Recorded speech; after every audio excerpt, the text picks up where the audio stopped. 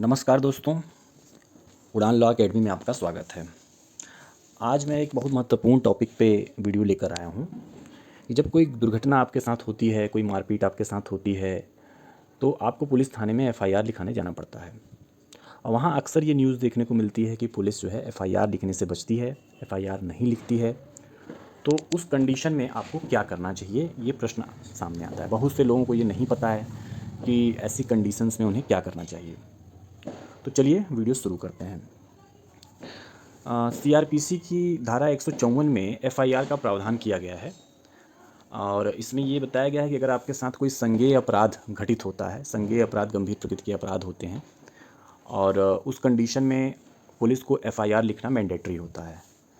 FIR यदि police नहीं लिखती है तो फिर आपके पास क्या रेमेडी है, इसके बारे में हम चर्चा करेंगे। और एफआईआर अगर आपने जो तहरीर दी है उसमें से ये स्पष्ट होता है कि वो कॉग्निजेबल ऑफेंसेस है, संज्ञेय अपराध है, तो पुलिस को एफआईआर लिखना मैंडेटरी है। ये माननीय उच्चतम न्यायालय का आदेश है, कई निर्णय में आ चुका है। जैसे कि ललिता कुमारी वर्सेस स्टेट ऑफ यूपी में सबसे चर्चित मामला यही है जिसमें ये डिसीजन दिया गया था। अब एफआईआर होती क्या है? एफआईआर सिंपल सा है कि अगर किसी व्यक्ति के साथ कोई संज्ञेय अपराध घटित हुआ है तो जो 154 के तहत रिपोर्ट लिखी जाती है उसी रिपोर्ट को एफआईआर कहते हैं और उसकी एक कॉपी जिसने भी एफआईआर लिखवाया है उसको देना अनिवार्य है।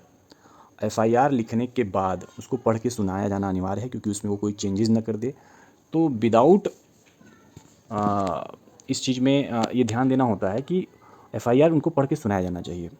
उसके बाद उस पर इन्फॉर्मेंट का हस्ताक्षर होता है। इसका अर्थ है कि वह एफआईआर सही लिखी गई है, उसमें पुलिस के द्वारा कुछ ऐड नहीं किया गया है, कुछ कम नहीं किया गया है। अब उसके बाद मान लीजिए पुलिस एफआईआर आपका नहीं लिखती है तो आप क्या करेंगे? तो सीआरपीसी की ही धारा 154 के सब क्लॉज 3 में प्रोविज़न है कि आप रजिस्टर्ड डाक द्वारा वहाँ के जो एसपी महोदय हैं उनको इसकी सूचना देंगे कि हमारी एफआईआर नहीं लिखी जा रही है, कृपया इसमें आप जो है एफआईआर लिखवाएं और इसमें इन्वेस्टिगेशन करवाने की कृपा करें। तो फिर एसपी स्वयं या अपने अधीनस्थ किसी अधिकारी को यहाँ आदेश देता है कि एफआईआर लिखे और एफआईआर लिखवाए और इन्वेस्टिगेशन की जाए। उसके बाद मान लीजिए एसपी महोदय ने भी आपकी बात नहीं सुनी तो फिर आपके पास क्या रेमेडी है? फिर रेमेडी है आपके पास कि आप जाइए न्यायालय में आप जाएंगे। न्यायालय में जाएंगे तो वहाँ पे सीआरपीसी की धारा 156(3) के तहत मजिस्ट्रेट यह आदेश कर सकता है कि इनकी एफआईआर लिखी जाए और इस पर इन्वेस्टिगेशन की जाए। 156 सब क्लॉज 3 में ये प्रोविज़न दिया गया है। मान लीजिए न्यायालय से आपको यहाँ आदेश प्राप्त नहीं हुआ तो आप किसी अन्य पुलिस थाने में भी जाकर भी एफआईआर लिखवा सकते हैं और इसको जीरो एफआईआर कहा जाता है। उसके बाद वह एफआईआर संबंधित थाने में भेज दी जाती है, जैसा कि आसाराम बापू के मामले में हुआ था। वहाँ भी जीरो एफआईआर ही लिखी गई थी उस कंडीशन में। तो एक रेमेडी आपके पास ये भी है कि आप जीरो एफआईआर भी लिखवा सकते हैं। और अगर वो भी नहीं होता है तो फिर आप कंप्लेंट भी दर्ज करा सकते हैं न्यायालय में। सेक्शन 200 के तहत आप कंप्लेंट दर्ज करा सकते हैं, बट कंप्लेंट में सारे खर्च आपके हो जाते हैं, प्रोसिक्यूशन का खर्च आपको देना पड़ता है। और आप हाई कोर्ट में भी जा सकते हैं एफआईआर दर्ज कराने के लिए कि हमारी एफआईआर नहीं लिखी जा रही है और 156(3) के तहत भी ऑर्डर नहीं पास हुआ है। तो उस कंडीशन में आप आर्टिकल 226 के तहत जा सकते हैं और 226 के तहत आप जा सकते हैं और न्यायालय जो है आपको उसमें रेमेडी प्रदान कर सकती है और एफआईआर लिखने का आदेश दे सकती है।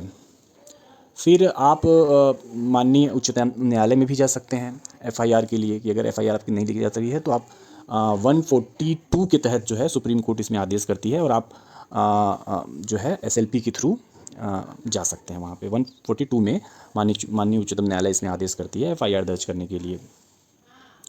उसके बाद अगर हम देखते हैं तो ये तो हो गया प्रोसीजर कि कैसे आपको जो है एफआईआर दर्ज करवाना है।